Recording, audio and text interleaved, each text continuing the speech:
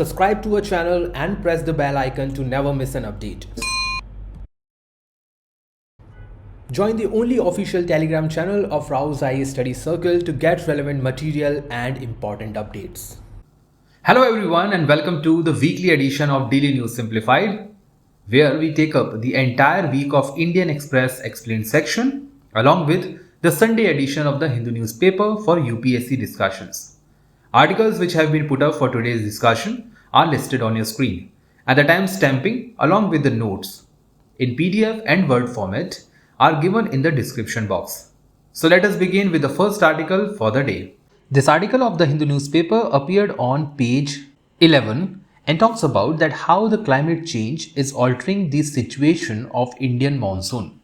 Now, researchers under the Indian Meteorological Department as well as some independent research have proved that because of the global warming, because of the greenhouse gas emission, and especially the rise of CO2, there has been more trapping of heat, and more trapping of heat has increased the average temperature of the globe according to the International Panel on Climate Change report. Now, according to these reports and research, as there is a rising global warming, it has increased the fluctuation, that is the variability in Indian monsoon, which has resulted in the long dry periods and short spells of heavy rain. Now, please understand this. Now, the normal situation says that the monsoon in India starts from the month of June and goes up to the month of September, and on a particular place or in a particular state, a monsoon is likely to stay for 30 to 45 days. So it will soon arrive on Kerala, but it will also conclude the first in the Kerala state. Now the point is that in the duration of 30 to 40 or maybe 40 to 45 days, the monsoon takes a break, which is also known as a break in the monsoon, which also receives almost negligible rainfall for about a period of 6 to 7 days. Now this is a normal condition. Now what has happened because of the global warming is that the long dry period, that is the break in the monsoon, has increased. It is now increased up to 12 days. And a short spell of heavy rain, that is rainfall for just 1 day or 2 days, but the intensive or the high intensity of rainfall has increased. Now all this has been because of the variability in the warming of the globe. The precipitation has changed, the evaporation, the concentration of vapors over a particular place, the warming and the atmospheric pressure has also changed, causing into the variability in the precipitation across Indian subcontinent. As far as syllabus mapping is concerned, so in your General Studies paper 1, it can be asked under the geography section with respect to the climate functionality or how Indian monsoon is determined. Under GS paper 3, it can be asked with respect to the climate change and the impact of global warming on Indian monsoon. According to the Indian Meteorological Department, it has clearly cited that the year 2022, in which we have seen a very intensive rainfall in western India and the flood-like situation in the states of Rajasthan and even the nation Pakistan. So, the intensity of precipitation has been the second highest extreme in the Indian subcontinent ever recorded since 1902, that is in 120 years. This extreme form of events, that is the occurrence or the co-occurrence of flood and drought simultaneously in the same month, has increased drastically. Now, in order to understand what has actually happened, these are the important 5 pointers which are mentioned in the article itself, and these are the 5 pointers which are causing the variability and the rise of extreme events across the Indian subcontinent. So let us understand them one after the other. The first is that the low pressure and the depression traveling south of their position. Now, as per the basic climatological understanding, low pressure area has association with high temperature, while the high pressure area has association with the low temperature. Now, when we say the temperature is high, it simply means that there is warm climate or warm weather. Warm weather simply means that there will be low pressure and the air will be going upward. When we say there is low temperature, it simply proves that there is a cold temperature, cold weather, and because of that, the wind will be going downward, creating high pressure. Whenever we have low pressure, the winds get attracted. So, the wind moves from high pressure area to the low pressure area. During the Indian monsoon season, Indian northern plain is part of the low pressure area. During this low pressure, winds are attracted from nearby areas, and these winds carry the moisture from the Indian Ocean, Arabian Sea and Bay of Bengal and are the cause of precipitation on the Indian subcontinent. Now, as the low pressure, according to the article, and the depression of low pressure is shifting southward. Let's say it was on the state of Uttar Pradesh or the state of Bihar, but now it is moving southward, that is around the state of Madhya Pradesh. And that is one of the reasons why, according to the article itself, the central part of India has received more rainfall than the other parts across the Indian subcontinent. So, the low pressure area which is attracting the rainfall or the rain laden winds are moving towards south. This has resulted in the flash floods in India, even the southern part of India like Kerala, Karnataka, and as you must have seen, the cities like Bengaluru are now receiving more floods than ever. There has been a spell of intense as well as frequency of extreme unprecedented weather events that has actually led to the alarming increase in the floods as well as droughts simultaneously in India. Both floods as well as droughts have reduced the output or the productivity of various crops, ultimately leading to the threat to the kharif crop, especially the case of rice. The second reason highlighted in the article is that there is the intensity in the La Nina concept or the La Nina phenomena in the Pacific Ocean. Now let us understand this. La Nina is the inverse case of El Nino. Both these phenomena are part of the reversal of wind and temperature in the eastern as well as the western Pacific Ocean. On your screen, you can see the how functioning of La Nina is observed. On the eastern side of Pacific Ocean, we can see the blue shaded area shows the low temperature, that is the cold temperature of water, and on the western front or the western Pacific Ocean, we have the warm water. Now the warm is more than warm of the average one, and the cold or the cold temperature of water is colder than the normal one. So it shows the extreme form of situation. Now, as we have discussed previously, that the high temperature will cause the low pressure. So this is a low pressure zone, and low temperature will cause the high pressure or the high pressure zone.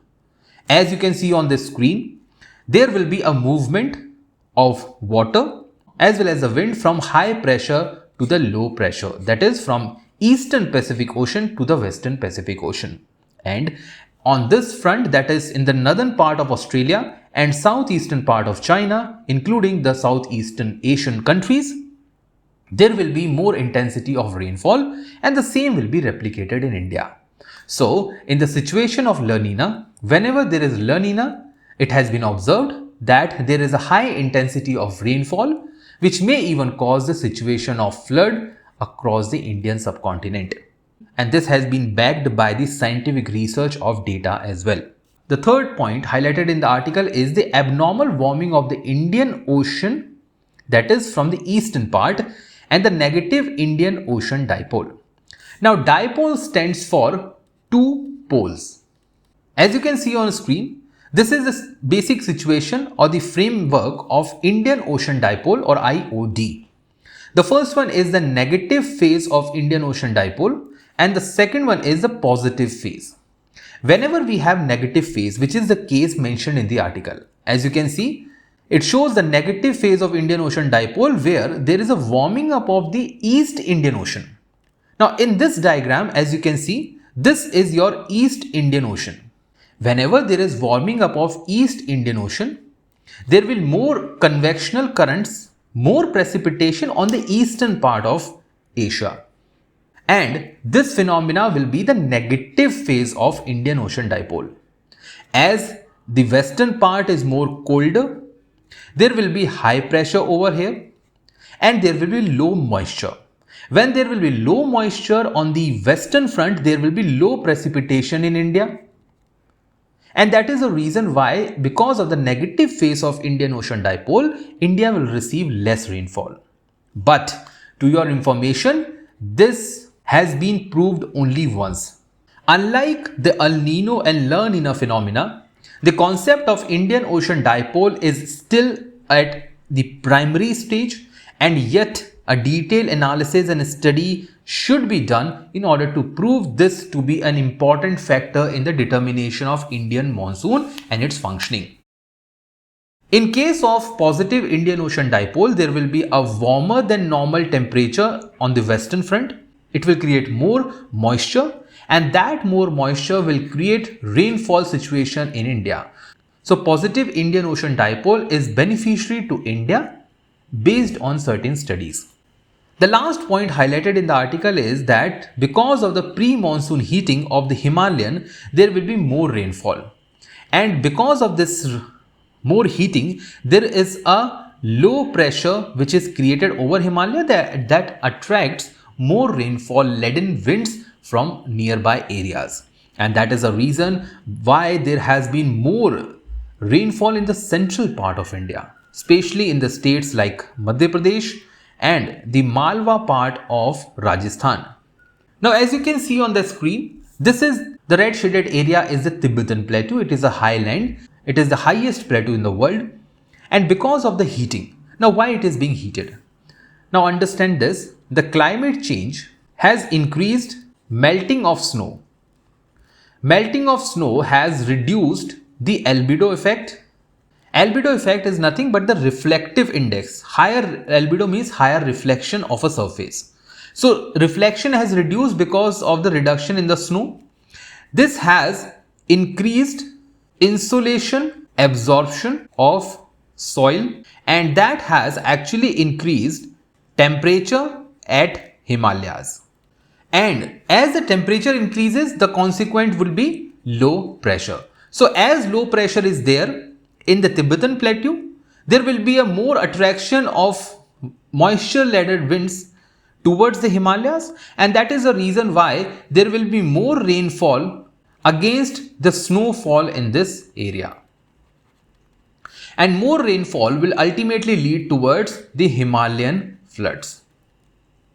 Now please understand this, that assume that this is a particular peak of Himalaya, and this peak has a threshold of snowfall. So this is the basic threshold of snowfall. Now after, let's say, global warming, what has changed? The same peak will now have a smaller slow Nile, and the smaller slow Nile will expose more area towards the reduced albedo and higher absorption. Lesser the snow line means more low pressure in the Tibetan Plateau, means more floody rainfall in the Himalayan structure. So based on this entire discussion, now I am going to leave you with this practice question. So read this question carefully and try to answer in the comment box. Let us now move to the next article for the day. This article of the Hindu newspaper appeared on page 9 and talks about the new rules that have been added with respect to the Juvenile Justice Act and its amendment. The Ministry of Women and Child Development, please read this carefully. This is Ministry of Women and Child Development and not the Ministry of Justice. It has organized and notified the new rules, that is the Juvenile Justice Care and Protection Amendment, Model Amendment Rules 2022. And they have amended the previous 2016 rules. Now, according to these rules, this is very important, so should be noted. There's a certain category of people who cannot become member of Child Welfare Committee anymore. And they are the members who have association with the non-government organizations. The second thing is that they have changed the rules with respect to the adoption, foster care, sponsorship, and even the eligibility criteria for joining the child welfare committees. Now, child welfare committees under Juvenile Justice Act are the most important organization who look into the biological, psychological, and the social aspect of children who are under distress, stress, or even associated or involved in a particular crime. So, these committees make recommendation for the better socio-economic and cognitive development of a child. Hence, it requires regular updation, and that is the reason why government has brought such kind of amendments in the rules. As far as juvenile justice is concerned, so it is important under social justice of your Indian society in GS paper 1. It is also important under GS paper 2 with respect to the vulnerable section, where children are one of the most important vulnerable section, along with the concepts of NGOs. So let us understand first what Child Welfare Committee is all about. This committee was created under Juvenile Justice, Care and Protection of Children Act 2015 with the rules which came in 2016 and amended recently.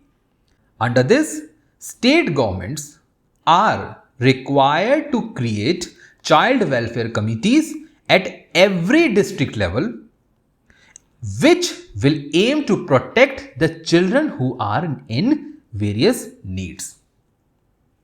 This committee, created at every district level by the state government, will have a chairperson and 4 members. So together there will be 5 members. Out of these 5 members, one should be compulsorily be a woman and 1 member should be a child expert. Now, the eligibility criteria to be a member of Child Welfare Committee includes 7-year experience in terms of health, education and welfare of children, which is an obvious thing, and a professional with a degree in child psychology or psychiatry, or a law or a social worker, or in terms of sociology and human development will be preferred, according to the amendment which were made last year. No person shall be eligible of a committee if they have violation of human right record or they are convicted for a particular offense. All these points are very obvious and should be regarded. According to the recent amendment, district magistrate who may be a person from state civil services or an IS officer, or a person at the rank of additional district magistrate, is the sole authority for the major decision making under this act. So do remember this, that DM or ADM are the sole authority for major decisions under Juvenile Justice Act and decisions with respect to the Child Welfare Committee. Now, what changes have been made? These are very important changes and could be asked in the prelim as well. A member of any organization receiving foreign contribution, a person working with NGO, and that NGO if working with Juvenile Justice Act, or a person whose any family member or a close relative is part of NGO will not be, I repeat, will not be part of the Child Welfare Committee. So a person associated with any NGO will not be member of Child Welfare Committee. The reason which was highlighted by the government is the conflict of interest. The amendment rule also says that District Child Protection Unit will now be replaced by the District Magistrate, who will be the sole authority, who will dispose the case within 30 days. Now, this is something which is very good. It will bring the speedy trial as well as the right time justice delivery. The same District Magistrate will also prepare the sponsorship plan with respect to the vulnerable children and their rehabilitation. All the pending cases will be referred to the district magistrate and no child will be forced to go back home. All these rules will bring more human nature of investigation. It will help more organic way of investigation in child's particular case. Instead of treating every child to be a criminal, rehabilitation and the counseling will become more important element to solve their life related issues. With this discussion place, now I am leaving you with this question to practice. So read this question carefully and try to answer in the comment box. Let us now move to the next article for the day. This article of the Indian Express Explains section appeared on 13th of September and talks about how Supreme Court has been going through for the test of validity of EWS or economically weaker section reservation of 10% with respect to the constitutional provisions. A petition was filed in the Supreme Court against the 10% reservation given to the economically weaker section by the central and the state government, and the petition has called this reservation to be unconstitutional. The Constitution Bench, consisting 5 Supreme Court judges, is going to look into the status and see whether it is unconstitutional or break down the basic structure of the Constitution or not. So, we'll talk about the Constitution Bench along with the basic structure, along with the 103rd Constitution Amendment Act, what government has to say on this, issues in front of the Constitution Bench, issues highlighted by the petitioner, and what are the views of the government in this regard. Before that, let us understand what basic structure is all about. So, in the case of Keshwanand Bharati, 1973, Constitutional Bench declared that there is a set of principle called as basic structure and gave a doctrine on it. According to this doctrine, Parliament has unlimited power to amend the Indian Constitution, but there is a one restriction that they should follow, that they should not dilute or violate the basic structure of the Constitution. Basic structure means the foundation on which the Constitution was written. For example, the federal character.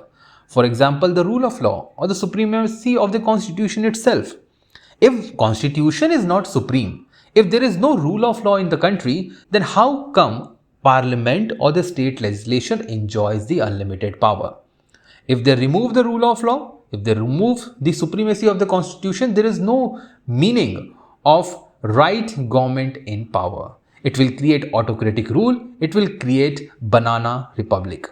Hence, in order to sustain the balance between the constitutional bodies and constitutional components of legislation and judiciary along with the executive, there was a necessity to bring the list of basic structure. If any of the parliamentary law amend the constitution in a way to disturb the basic structure, it can be declared as null and void. This came under the Keshwanand Bharati case 1973. Now here we have the list of important elements in the basic structure, which include supremacy of the constitution, rule of law, sovereignty, liberty, republic, judicial review itself. So judicial review cannot be taken back by the parliament from the Indian judiciary, and in the similar manner there's a whole lot of list which include the important provisions here. Now if tomorrow Supreme Court wants to declare the reservation to be null and void, they can utilize any of these features in order to declare their point valid. Let's say they can say that it goes against the provision of separation of power, or they may also say that it go against the rule of equality, because the reservation which is given on the economic perspective limit it to the higher caste only. It is not being forwarded to the lower caste people. So it goes against the equality. Hence, any of these features can be used by the Supreme Court to declare the EWS reservation to be null and void. However, it is under sub judice right now. So let us see what has actually happened. In 2010, a report was submitted by S.R. Sinhu Commission, and this commission says that all BPL or people living under or below poverty line should be declared economically weaker section people, and they should be provided the reservation irrespective of their current status under the reservation policy. Following the same, 103rd Constitutional Amendment was passed in 2019 by the current Prime Minister government. But there was a change which was introduced. The change was that all BPL families people were not included under the reservation. Now, as we do not have the exact data of below poverty line people, government does not have the accurate database of the number of people who are under the below poverty line. Hence, the criteria has changed.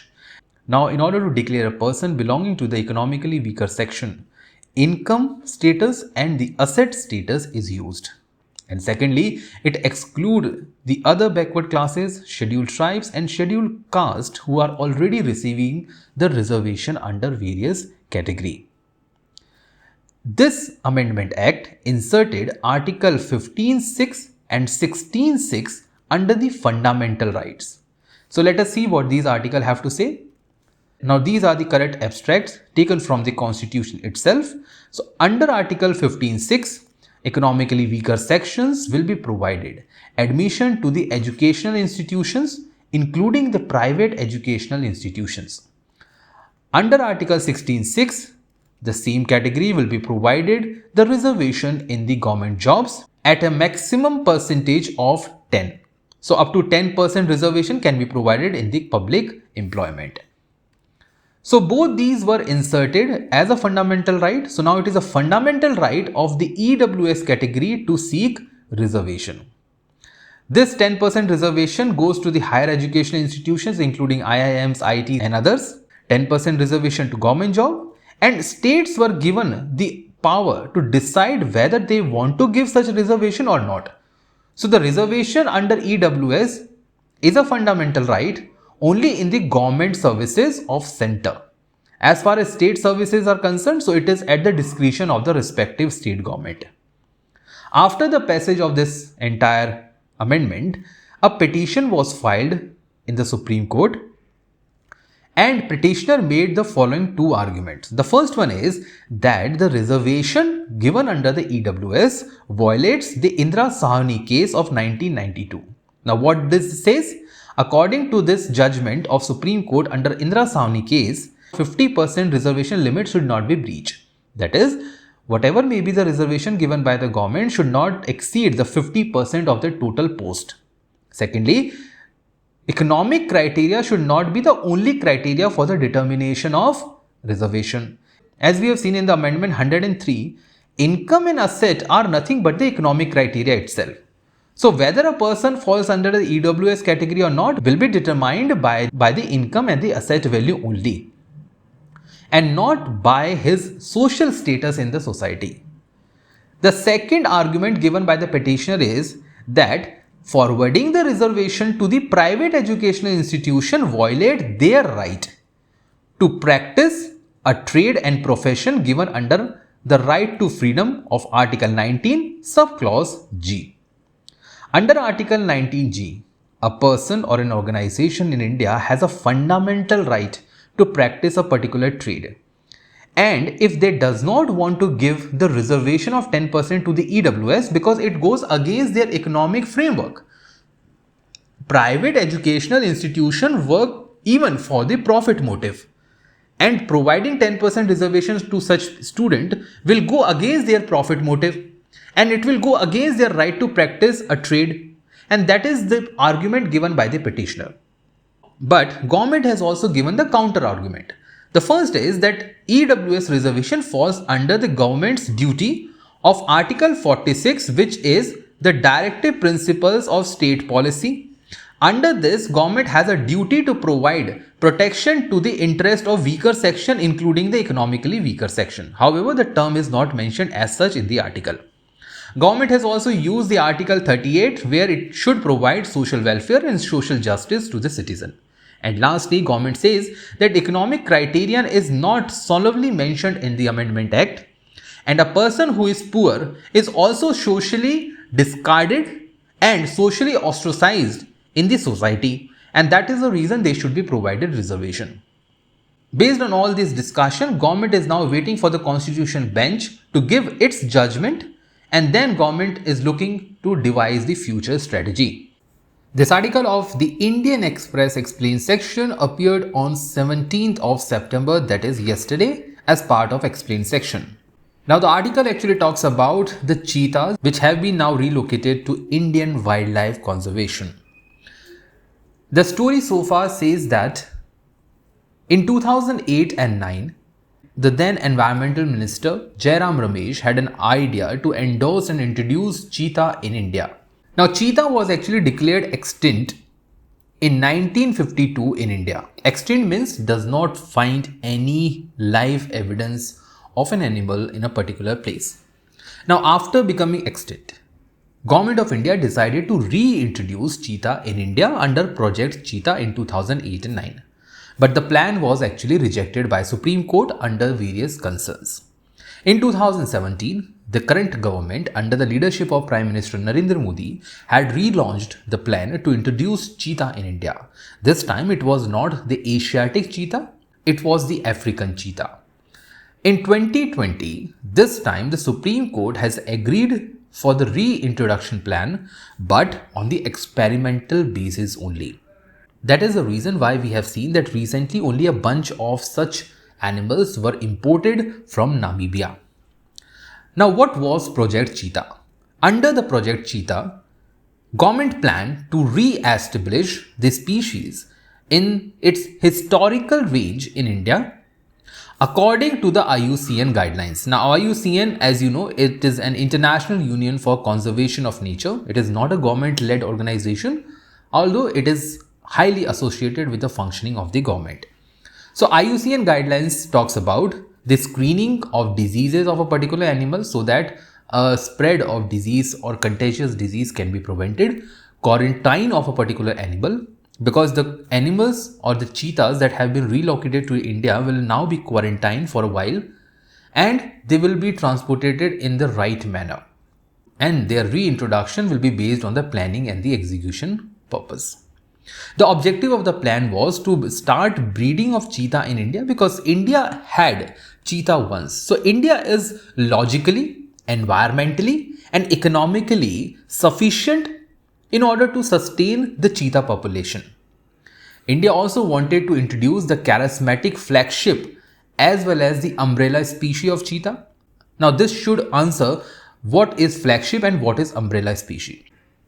According to the normal definition, umbrella species simply proves a keystone species. Now the question is, what is keystone species? So keystone species is that species which has a strong control over the community structure. If this species does not find place in the ecosystem, the entire ecosystem balance will be disturbed. So that is the reason why it is a keystone species. In the structure of the entire ecosystem, if that species is being extinct or declared extinct, that can jeopardize the functioning of the food chain. For instance, if there's a threat to the grasslands, that ultimately lead to the threat of the herbivorous animals. And if herbivorous animal population falls, it will lead to the fall in the population of carnivore animals. That is the reason why grasslands are important. So similarly, cheetah is a keystone species, but a keystone species that is under the migration and require habitat is known as the umbrella species. So cheetah is looking for habitation in India, and it is also a keystone species. That is the reason why it has been called as umbrella species. The reason why it has been called as flagship species is that it has a charismatic characteristic and that it will also serve as a symbol to stimulate the conservation effort. The moment we say that we are going to introduce cheetah in India, it simply proves that India is looking for better wildlife conservation in order to prevent the other species as well. We have seen the success rate in terms of tiger conservation also. So that is the reason why India is looking to use the cheetah as a charismatic flagship and umbrella species. It will also increase India's ability to sequestrate the carbon through the ecosystem restoration. At the moment, we have missing link or missing keystone species of cheetah. So when that cheetah will be installed in the ecosystem, that will complete the food chain. And as it will complete the food chain, we will be able to restore the ecosystem, and that will ultimately lead to the sequestration of carbon or the reduction of the carbon from the environment. It will also promote the eco-development as well as the ecotourism, and lastly it will also manage the conflict of cheetah and the other wildlife with the local communities. More cheetah will be introduced, more wildlife awareness will be provided to the people. Now before moving ahead, let us go through this question which was asked in 2019 with respect to the Asiatic lions. Now in this question, a clear-cut option was given that Asiatic lion is naturally found in India only, and this proves that UPSC can ask question with respect to the large cats as well. And as you know, Gir in Gujarat is known to be the house for Asiatic lions. And if UPSC can ask question on Asiatic lions, there is no doubt that they will not ask question on cheetah as well. So let us understand about certain cats or the big cats across the global fauna community. The first one is the tiger. Now tiger is of course the national animal of India. The status of tiger is endangered. None of the tiger or the big cat species in India is under the critically endangered category. So please remember that none of these species is under the critically endangered. The cheetah is only one which was declared extinct in India. In India, Project Tiger has been running in order to conserve the tiger population. On the other hand, we have lion population also. However, it is limited to the state of Gujarat. Lion in India or the Asiatic lion falls under the category of vulnerable. India also has some population of jaguar, leopard and snow leopard, but limited to the Himalayan region.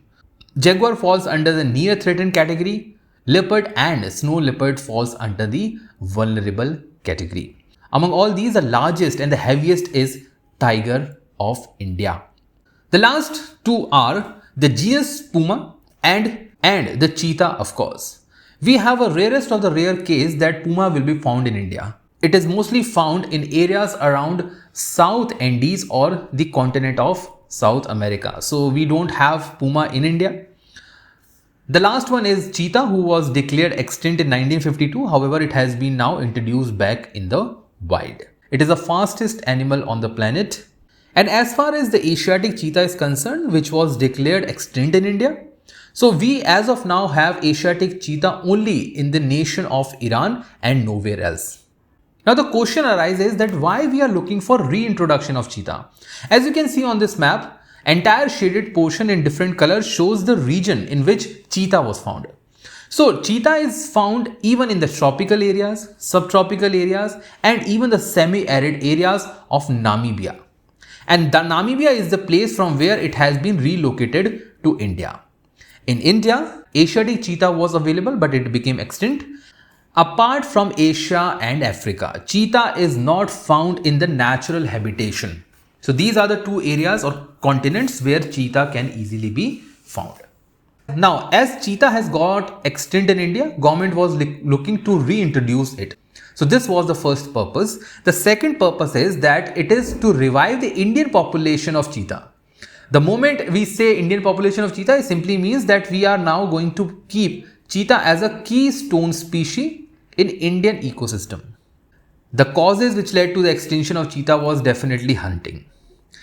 Since the Mughal period, largely by Rajputs and Marathas, Indian royalty and later on the British colonists hunted thousands of cheetahs for their leisure purposes. They were also kept for the hunting purposes and they were never allowed to breed in the captivity. They were also treated like pet animals and they were killed for various other purposes. Now the point is that many environmentalists have highlighted that reintroduction of cheetah is not suitable for India. The reason being simple. The environmental condition of Namibia.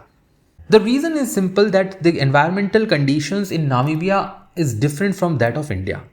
Namibia does not receive winters, whereas the places where these cheetahs are going to be relocated, that is Kuno Wildlife Sanctuary in Madhya Pradesh, will have seasons of winters. It may be mild, but yes, it will have seasons of winter.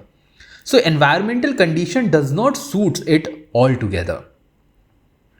So the first issue with the reintroduction is that it will have clashes with lion because the environmental condition of cheetah requires them to be on the same habitation or the same place where lions are staying. Now the point is that lions in India are limited to only Gujarat. But there are talks that these lions should be relocated to other areas for diversification. Because the moment a disease hit the Gir region of Gujarat, the entire population of Asiatic lion will be wiped off. And that is the reason why they are looking to relocate lions. The moment they think to relocate lions to Kuno Wildlife Sanctuary, there will be a clash with lion and cheetah. The second point is that the Kuno reintroduction plan is not suitable because of the different weather condition. Then we have the issues with India's wildlife efforts itself. There's the cases of human-wildlife conflict, loss of habitat and loss of prey, illegal trafficking of cheetah might be there, advent of climate change and growing human population, especially around the protective areas, is a problem. And the last one is the deforestation program has also led to the limited area approach for cheetah, and cheetah being a very fast animal requires a large area for their survival. So the need of the hour for the government is to keep these steps in a precautionary method, to go with the precautionary method, to go ahead in a precautionary mode and try not to be too optimistic with respect to the introduction of cheetah. Before bringing the next batch of cheetah in India, entire current batch should be brought and a research should be conducted with respect to their survival and breeding processes. With this discussion in place, let us now move to the question attached to this article. So read this question carefully and try to answer in the comment box. Let us now move to the next article for the day. This article of the Hindu newspaper appeared on page 12 and talks about the concept of Commonwealth and its functioning. Now, from the perspective of UPSC examination, international organizations are part of your General Studies paper 2. However, from the perspective of General Studies paper 1, World History, Commonwealth is also important. So today we are going to read about the Commonwealth, its foundation, and what is the basic structure and formation along with the composition of Commonwealth and how it functions. As far as history of the Commonwealth is concerned, so semi-independent countries who were also known as dominions under the British imperialism met in 1887 and attended a conference under the Crown of Britain. This conference continued till 1925, and the next year, that is 1926, Imperial Conference was attended by the leaders of Australia, Canada, India and even the Irish Free States, Newfoundland, New Zealand and even South Africa. All these leaders, which also included the leader from India from Indian National Congress, they met and they agreed to bring an all-equal member organization or the community. In 1926, this conference gave birth to the British Commonwealth of Nations. Now please understand, this was the initial name of the Commonwealth, that is British Commonwealth of Nations, and it included all those areas where Britishers had the colonial rule, and all these members had allegiance to the British king or queen, simply means the crown. But being into the Commonwealth does not mean that United Kingdom will rule them. They might be under the dominion function. They might be under their own dominion or Swaraj. But after this conference, after the fully independence of many of its colonies, when the dominion became fully independent, for example, India became the independent nation in 1947. After that, these dominions or these fully independent countries were asked whether they want to be part of Commonwealth or not. So in 1949, Prime Minister from various Commonwealth members, they met and had a London Declaration. So this is the most important aspect of Commonwealth, the London Declaration of 1949, where a newly created republics, India was also a republic, so newly created republics came together to be part of Commonwealth. Now please understand this, Commonwealth does not mean that the sovereignty of member countries is diluted. India is a republic nation and will always be a republic nation. Being a Commonwealth member does not mean that India is functioning under the British Crown. Commonwealth members have to choose the head of the Commonwealth. Currently, the head of Commonwealth is Charles III, who is the current monarch of Britain. The other pointers with respect to Commonwealth says that the membership of Commonwealth is now open for every country. It is free and equal voluntary corporation based. That is, Now, those countries which were never part of the British colonialism can also be part of the Commonwealth. In 2022, Gabon and Togo became member of Commonwealth. Previously, Rwanda and Mozambique also had the same relation, but they were not part of British colonialism. The secretariat of this organization was founded in 1965 and currently there are 56 members. Please understand this, that there is no ideology of Commonwealth with respect to defense, economy, cultural ties or anything else. It is a common organization. It does not have any annual meeting for the strategic participation. It does not conduct any defense exercises and it does not even have any specific global ideology with respect to the global issues such as climate change, global warming, terrorism or anything else. It is an organization created on the historical relationship between the member countries. Now we come to the question of the day. The answer to yesterday's question of the day was A, that is option 1 is correct because E.V. Ramasamy is known to start the self-respect movement for the untouchable in Tamil Nadu. Vycom Satyagraha was launched not for the political participation but for the temple entry. Hence statement number 2 is wrong. The question for today is with respect to the Commonwealth and you have to identify the incorrect statement out of these two. So read this question carefully and try to answer the question of the day in the comment box. That's all for today's Daily News Simplified. Thank you.